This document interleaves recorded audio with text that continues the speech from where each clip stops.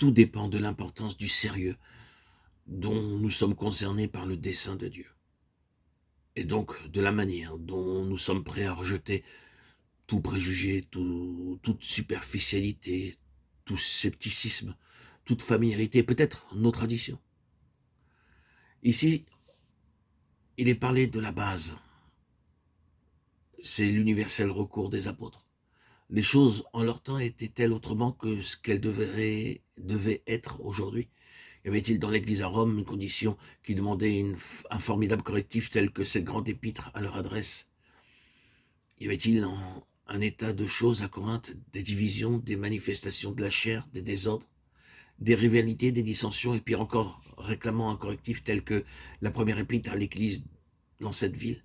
Y avait-il un mouvement naissant de réprobation de la grâce pour le légalisme, avec toute la conséquence de perte et de la gloire en Galatie? Y avait-il une mouche dans la belle huile du parfumeur à Philippe?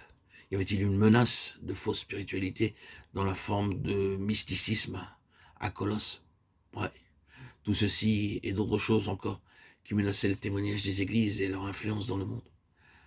Les apôtres n'ont pas excusé cela, ni trouvé des circonstances atténuantes, ni l'ont accepté. Toute leur attitude fut « ces choses ne doivent pas être là ».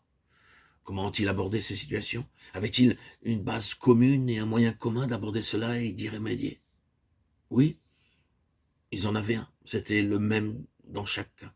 À Rome, c'était Romains 6, 3, 10, 12, 1, 2. En Galatie, Galates 2, 25, 24, 6, 14. À Philippe, Philippiens 2, 5, 8. Et à Colosse, Colossiens 2, 11, 12, 3, 3. Eh bien là, c'est évident, clair et positif, la croix de Jésus-Christ amenée par le Saint-Esprit, juste à la racine et au fondement de la vie de chaque croyant. Une crise fondamentale et par la suite une œuvre intérieure et une œuvre extérieure. Nous, vous, je, ce sont tous les pronoms qui demandent une application directe. Les chrétiens croient au Saint-Esprit, ils sont très nombreux à désirer connaître le Saint-Esprit comme une réalité, une puissance dans leur vie. Mais il faut réellement comprendre et reconnaître que le Saint-Esprit est consacré et marié à la croix. Sa venue a demandé l'œuvre de la croix. C'est seulement après la représentation symbolique de la croix dans la mort, l'ensevelissement et la résurrection avec Christ par le baptême, ainsi compris que le Saint-Esprit a pris sa place en manifestation de puissance dans la vie des premiers croyants. Parce que le pivot de toute chose que la croix était censée traiter est la vie du moi, le principe du moi, ce que le Nouveau Testament appelle la chair. Le Saint-Esprit conduit ceux qui se trouvent sous son gouvernement dans les expériences qui sont calculées pour exposer et amener à la croix la vie du moi de l'enfant de Dieu. C'est une part fondamentale et inséparable de l'activité du Saint-Esprit pour rendre efficace et réelle la signification de la croix.